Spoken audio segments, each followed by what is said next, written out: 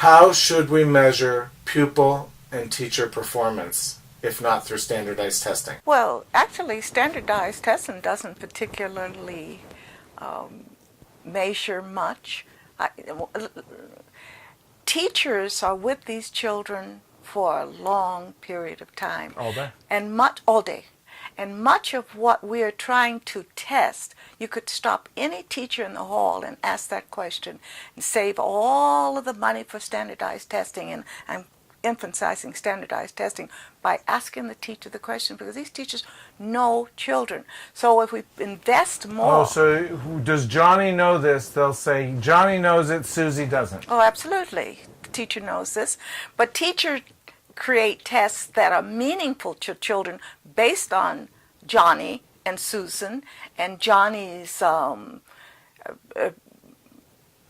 whole personality and learning modalities, because it's more than just that test, a score.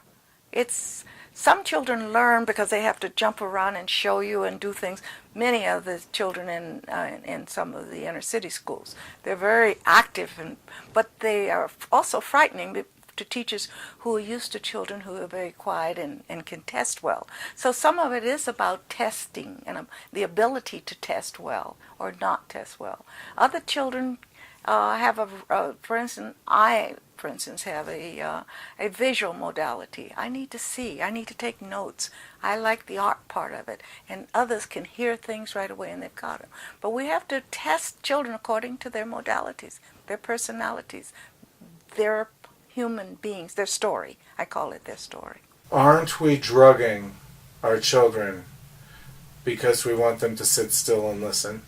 Absolutely. Is there a more effective way than that to educate them? Oh, yes. How? Educate your teachers. Educate your teachers.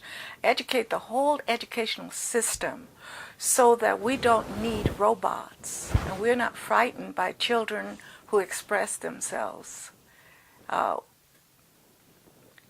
When we have good teachers, when we have effective teachers, teachers who understand children, teachers who are not afraid of children.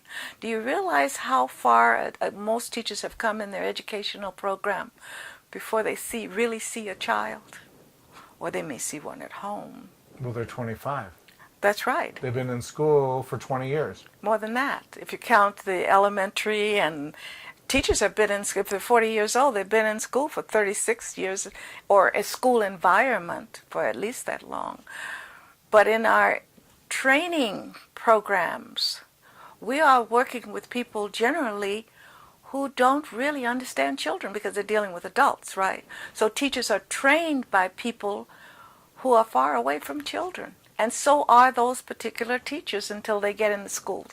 So you know where we really get our training? The children give us our training. That's when all our theory, we learn it in accord to the children. You know what? Every university of education should be on a school campus. Or children should be there.